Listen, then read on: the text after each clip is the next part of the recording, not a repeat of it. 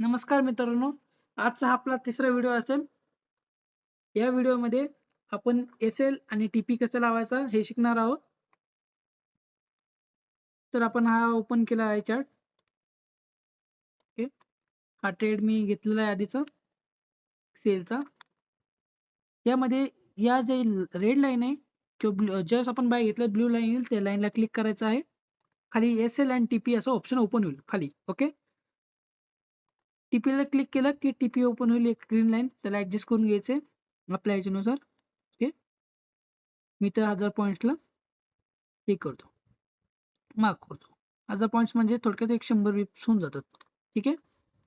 आणि एसएल ला क्लिक करायचंय, वरती एसएल ची लाईन सुरू होऊन जाईल. एसएल आपला परत एक 500 पॉईंट आणतो मी, म्हणजे 1:2 हा आपला झालेला आहे.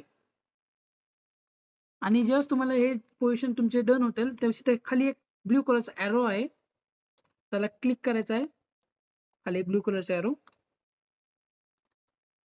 त्याला क्लिक केल्यानंतर मॉडिफाय पोझिशन ऑप्शन येईल. मॉडिफायला क्लिक करायचं, डन करायचं आहे. हे तुमचा एसएल आणि टीपी लागला. ओके,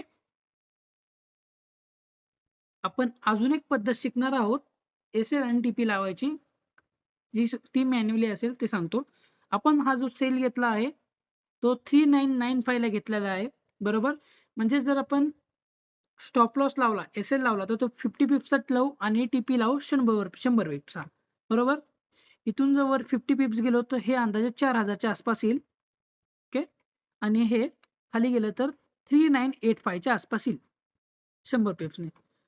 ट्रेड मध्ये आल्यानंतर इथं या ट्रेडला लॉंग प्रेस करायचं आहे. खाली मॉडिफाय पोझिशन असेल त्याला क्लिक करायचं आहे.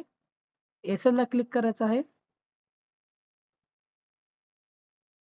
एसएल ला आपण 4000 करणार होतो आणि याला 3985.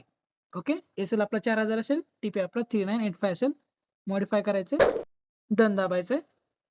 पर चार्ट मध्ये आला की तुम्हाला इथं दिसेल वर एसएल लागलेला, खाली टीपी लागलेला आहे. Okay, done.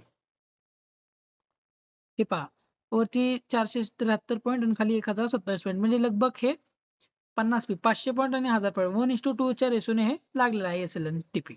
Okay, done. Thank you.